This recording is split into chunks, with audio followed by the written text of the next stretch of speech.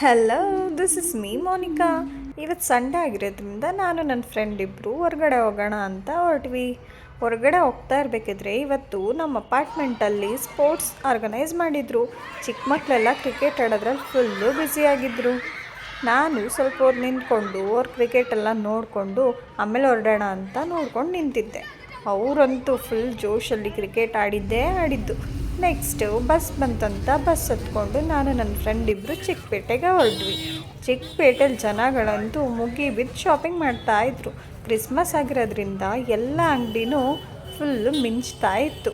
ಅದಾದಮೇಲೆ ನಾವು ಸೀರೆ ತೊಗೊಳ್ಳೋಣ ಅಂತ ಸೀರೆ ಅಂಗಡಿಗೆ ಹೋದ್ವಿ. ಅವಳಂತೂ ತಗ್ಸಿದ್ದು ಎಲ್ಲ ಸೀರೆನೂ ತೆಗ್ಸಿ ಕೊನೆಗೆ ಯಾವುದೋ ಒಂದೆರಡು ಸೀರೆ ಸೆಲೆಕ್ಟ್ ಮಾಡಿ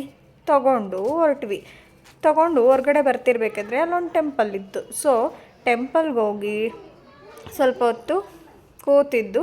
ನೆಕ್ಸ್ಟು ಪೂಜೆ ಎಲ್ಲ ಮುಗಿದ್ಮೇಲೆ ನಮ್ಮಿಬ್ಬರಿಗೂ ಓಡಾಡಿ ಸಾಕಾಗಿತ್ತಲ್ವ. ಸೊ ಇಲ್ಲೇ ದೇವಸ್ಥಾನದಲ್ಲಿ ಸ್ವಲ್ಪ ಹೊತ್ತು ಕೂತ್ಕೊಂಡು ರೆಸ್ಟ್ ಮಾಡಿ ಆರಾಮಾಗಿ ಪ್ರಸಾದ ಬೇರೆ ಕೊಡ್ತಾಯಿದ್ರು. ಪ್ರಸಾದನ ತಿಂದು ಹೊರಡೋಣ ಅಂತ ನಾನು ಫುಲ್ಲು ದೇವಸ್ಥಾನ ಸುತ್ತ ರೌಂಡ್ ಆಗ್ತಾ ಇದ್ದೆ. ಆಮೇಲೆ ಅವರು ಪೂಜೆ ಎಲ್ಲ ಆದಮೇಲೆ ಪ್ರಸಾದನೂ ಕೊಟ್ಟರು. ಎಲ್ಲರೂ ಪ್ರಸಾದ ತಿಂದು ಮತ್ತು ದೇವಸ್ಥಾನನೆಲ್ಲ ನೋಡಿಕೊಂಡು ಹೊಟ್ಟೆ ಅಂತೂ ಫುಲ್ ಹಶ್ವಾಗಿತ್ತು. ಅವ್ರು ಪ್ರಸಾದ ಕೊಟ್ಟಿದ್ದು ತುಂಬಾ ಒಳ್ಳೆಯದಾಯಿತು ಅಂತ ಅಂದ್ಕೊಂಡು ಮತ್ತೆ ಬಸ್ ಬಂತು ಅಂತ ಬಸ್ ಹತ್ಕೊಂಡು ಹೊರಟ್ವಿ.